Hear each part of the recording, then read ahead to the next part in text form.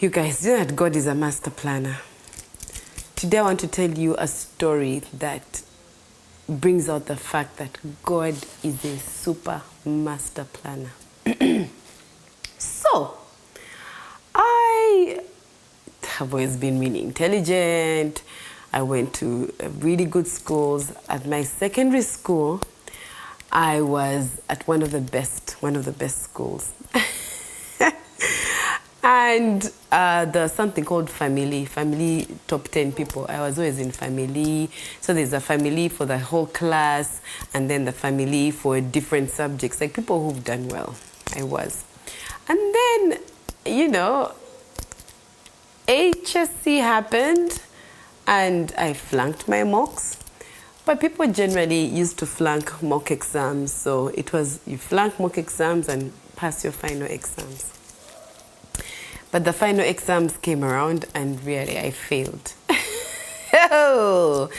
My only A was in music. I was doing physics, chemistry, math, and music. Guys, I felt so bad that I don't even remember my marks in those. I really don't. I just know that I failed. Like, my mind blocked that information out of my head. I failed. And it was hard. It was hard. You know, you're at a school of achievers. You've been an achiever yourself. You've been passing. But people sort of assume that passed. I don't know. And so usually when you're done, everyone goes to a particular university, and that's where everyone is expecting to see you, and you're not there. And there are all these questions that people are asking me, like, what happened? Anyway, in my mind, I was like, I'm going to be an engineer. My dad was an engineer. And I was like, yeah, I'm going to be an engineer. There's a time my dad asked me, when I was young, what are you going to be? And I said engineer, because he's an engineer. And I remember that smile on his face. And I'm like, yes, I'm going to be an engineer. Anyway, now I flunked. I have only an A in music. Wow. It's funny that I'm doing music now. I should have opened my eyes better then. Anyway, so because of that, I have to redo my mocks. So I was pulled. I remember I was at that point in a Christmas production because I had to go back to school. I was pulled out of school so that I could redo the mock exams and the final exams. Now that was hard. Also, the school that I was going to, my hair was long. I had to cut off my hair. You guys, I'm so dramatic. I remember a particular night when now I know I'm going to go back to school to redo that second and third term, because I was going to redo mocks and my final exams. I remember sitting late at night, I think I was watching CNN, and I had this whole dramatic moment. I had braids, I got scissors, and I started chopping them. Because I'm like, it doesn't make sense to open them and see how long my hair is. I chopped my hair, all of it. I was weeping. Anyway, you guys, I go to the school, I do it. I still, I performed better, but it wasn't good enough for me to do engineering, specifically electrical engineering. So I remember for a while there, it's like, so what are you going to do? What are you going to do? What are you going to do? All your friends are in uni, you're like, Anyway, so I went to a place and I did a diploma in computer engineering. Now, in my vacation, I worked at a couple of places, and in that holiday, I worked at an IT company. And I mean, this is a long time ago. And so we're laying cables, we are crimping. I mean, it's LAN. And I learned quite a bit. And I was like, oh, maybe I want to go into IT. And it was a pretty new sector then. So I go and I do a diploma in computer engineering, and I pass highly, and I get a job, and I start working, and I'm setting up networks. I'm a network admin, I'm, all that stuff. But while I'm there, I would spend like hours in the server room and ask myself, is this what my life is going to be about? Looking at computers and servers and punching in commands and dealing with people's computer problems. I realized at some point, no, I don't know if this is going to work. Anyway, At that point, I have a diploma, so I'm like, okay, let me get a degree now. So I go to South Africa and I was pursuing IT. Now, I'm doing IT, but then I'm minoring in business management, okay? This is an important detail of the story. Along the way, I'm doing IT. I get to my final year, and I was told I had to major. I wanted to do web design and something else. They said, no, one of your majors has to be programming. Now look, I liked IT, but not that much. The people who love programming used to spend 24 hours in the lab. And I really used to just go to the computer lab to do my homework. Like, they've given you work, you go, you do it, you hand it in. I was like, this is not going to happen. So I went to one of my lecturers, my math lecturer, and I had a long conversation with him. I'm like, I don't know what to do. So he looks through what I've been doing, and he's like, you can transfer your courses because you've been minoring in business management and all this other stuff I minored in. He said, you can change your degree to BCom. I'm like, wait, what? It's like, yeah. So I was able to transfer all my credits from IT. Some of the subjects became minors, and then I had to do a year of accounting. I'd already done a bit of economics, so I had to do, I think, like the second year anyway. So then I do a fourth year in uni, just doing those subjects that I needed to do to graduate with BCom. So here's my history. I have a diploma in computer engineering. I now have a degree in BCom that originally was supposed to be IT. So I finish, and I come back.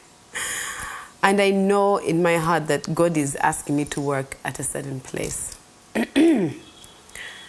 So God is calling me to work, and I know that because I'm organized and detailed, He's asking me and calling me to work as an administrator. My gosh, that was an issue because I had done BCom and I'd passed highly. I'm getting aunties and people calling me to say, come and work at this bank here, come and work at this other bank here. I'm sort of like, no, I'm going to be an administrator. My gosh, the salary is very, very different. But that's all well and good. I do the admin. I finished there.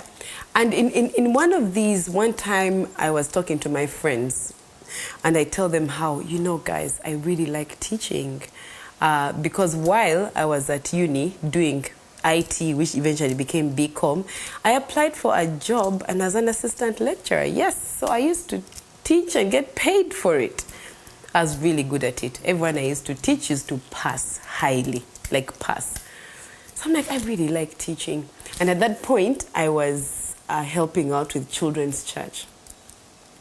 So maybe 2 years later, after that conversation, a friend of mine that works at an international school is like, I've heard you say before that you like to teach. There's a job that has opened out here. Please come and teach. It's in the special needs department. I'm like, oh my gosh, no. So at that point, I had stopped working and just waiting for the next phase. And he's like, come.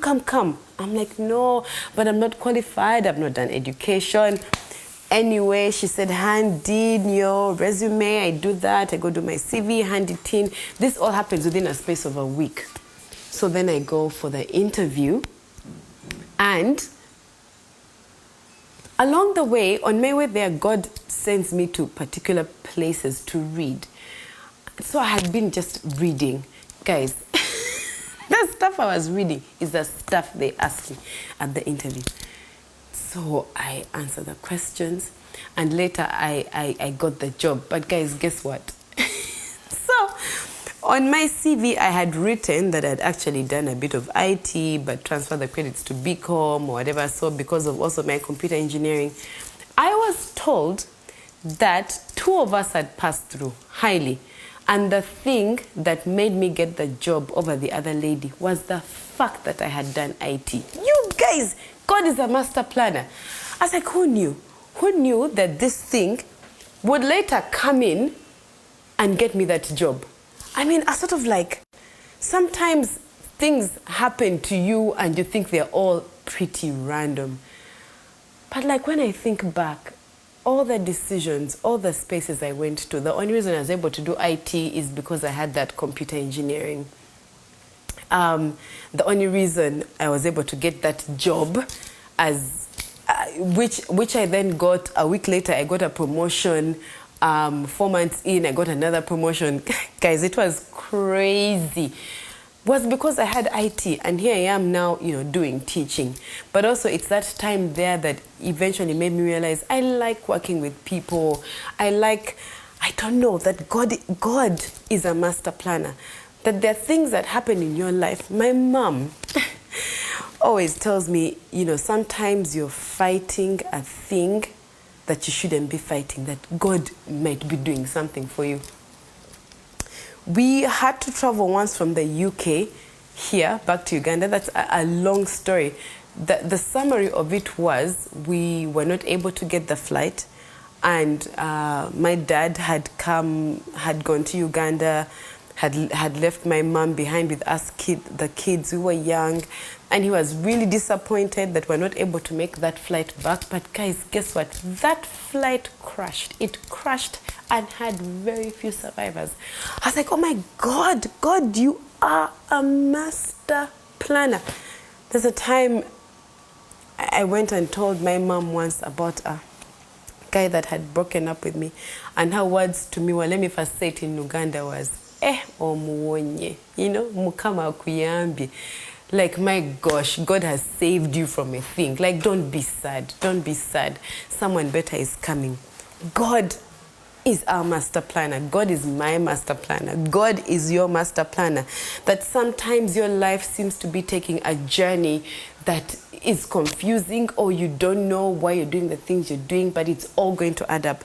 Jeremiah 29:11 says, for I know the thoughts that I think towards you, says the Lord, thoughts of peace and not of evil, to give you a future and a hope.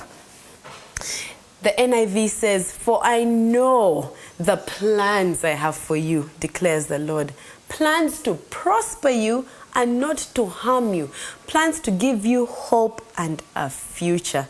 Isn't that amazing? The Amplified says, for I know the plans and thoughts that I have for you, says the Lord, plans for peace and well-being and not for disaster, to give you a future and a hope. I know that sometimes we're going through situations and you're saying, God, don't you see? Don't you understand? Maybe you failed somewhere. And God is like, I know the plans I have for you. It's for a hope, for a future, not for disaster, that I actually want you to succeed. And so sometimes what we think are failures, God is always working around it. And I want to encourage you today that God knows the plans He has for you. He thinks about you. He cares for you. Plans for a hope and a future. I need you to just put your trust in God and know that all this is going to turn around, that it is going to be well.